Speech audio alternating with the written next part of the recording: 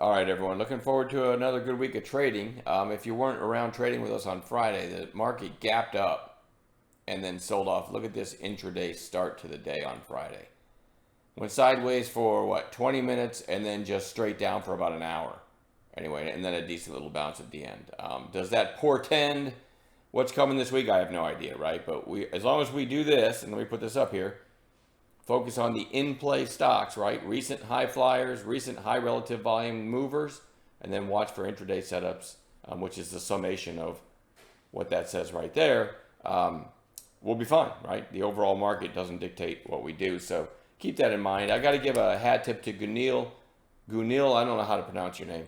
On Friday, let's go to 5-minute candles for HOUR. Popped up. It was on our gap play watch list, came back down and kind of put in this little cup and handle. And Gunil's idea was back through 3 with the high of day above and the pre-market high above that. We call that stacked catalyst on a morning gapper, and a whole number inflection point through 3. And man, it went to 540. That had to be the call of the day.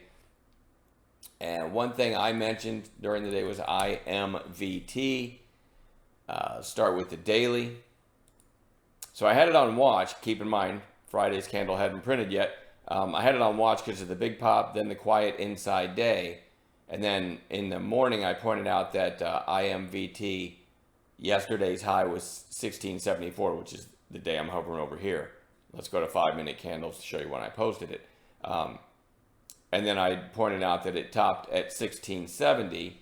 So you had 1674 Thursday's high, and then an early high of 1670 was Friday's high. So I said over that 1670 could take out that 74 and then that other high from the day before that. The short version is stat catalyst on an opening range breakout, and it broke both of these. It broke Thursday's high and Wednesday's high. Ended up being a pretty darn nice trade if you took that 1670 break. All right. Anyway, there's a couple highlights from Friday. You know what I also put out before I left? I had an airport run. CIGL. Let's go to 5-minute candles. And I don't know, about 5 minutes before the close, I said in after hours I typed out if after hours CIGL breaks its high of day, which was 454, would be an interesting trade. And what you had was a crazy move. No one knew why. Shorts caught because it closed pretty strong. And so then in after hours, when it broke that 454, went up 80 cents from there. I actually ended up trading that in after hours, and I wasn't late for my airport run because the flight was slightly delayed. So it worked out pretty good. So hopefully some of you got that as well. But there's some highlights from the day, and looking forward to the week that's coming up. So let's just start with CIGL for what we're watching on Monday. You had this gap up on Thursday, and then it went out at the lows of the day, and then Friday shows strength again. I believe it's a pretty damn low float, so we're definitely going to keep our eyes on CIGL. DUO, I said it could break out. It did break out, but closed well off its highs. It's still an in-play stock. METC, which seems to be now, it seems to have taken over MP for the United States rare earth play, right? And now it's breaking out to new highs. Certainly could follow through on Monday, especially if there's any kind of rare earth news, right? PSKY had this big rip, then put in a lower high, seems to have found support, tried to pop here, came back down, and pushing up again. It's a decent setup for a potential long on Monday. FDMT, it's just a quiet one. Topped at 759 back here. I don't know that I can call it an in-play stock. It had massive volume back here, but seems like nobody's watching it now.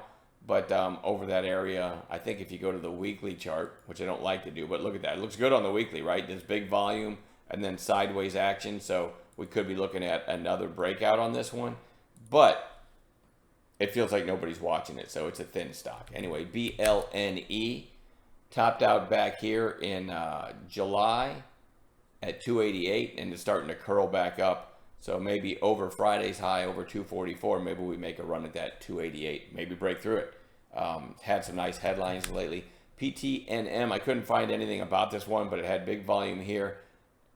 Topped out at 240 and now is flagging. So over 240, looks interesting to me.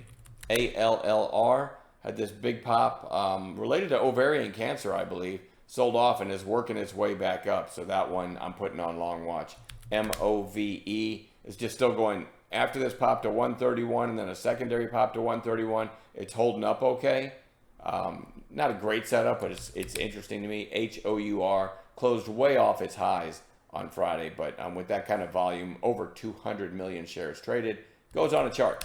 DLTH had earnings on Thursday, then gapped up on Friday, sold off, but I do like the quiet inside day on much lower volume. Could be a third day play.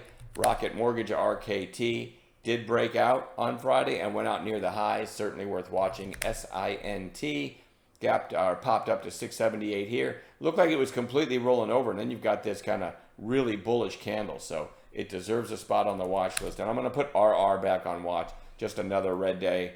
Does have a bottoming tail below the 20-day now.